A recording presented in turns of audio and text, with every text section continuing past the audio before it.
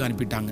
சாகிற வரைக்கும் ரெபேக்காள் தன்னுடைய பிள்ளைய அதுக்கப்புறம் பார்க்கவே இல்லை. இது எதனால நடந்துச்சு? இதில் ஆண்டவர் என்ன ஞானத்தை கொடுக்குறார் அப்படின்னா, இந்த ரெபேக்காள், தாயாகிய ரெபேக்காளுக்கு இல்லாமல் போன ஒரு ஞானம் என்னன்னா, பாசத்தினால தன்னுடைய வாழ்க்கையில் தன்னுடைய பிள்ளைய கடைசியில் பார்க்கவே முடியாத சூழ்நிலையில் தள்ளப்பட்டார்கள். இன்றைக்கு இந்த சத்தத்தை கேட்கிற ஆண்டவருடைய பிள்ளைகளே, நமக்கு ஒரு ஞானம் வேணும். இந்த 5வது நாளில் ஒரு முக்கியமான ஞானத்திற்காக நம்ம ஜெபிக்கணும். எதுக்கு தெரியுமா? சிலர் என்ன பண்ணுவாங்கன்னா, யார் மேலேயாவது ஒருத்தர் மேலே பாசம் வச்சுட்டாங்கன்னு வச்சுக்கோங்களேன், பாசம் வச்சா அவங்களுக்கு எதுவுமே தெரியாது. பாசத்தினால தன்னுடைய வாழ்க்கையை இழந்தவங்க எத்தனை பேர் தெரியுமா? சிலர் வேணும்னே பாசங்காமி ஏமாற்றி பணத்தை அபகரிச்சுறாங்க, சொத்தை அபகரிச்சிடறாங்க. ஆனாலும் நிறைய பேருக்கு இந்த பாசத்தில் டக்குன்னு விழுந்துருவாங்க.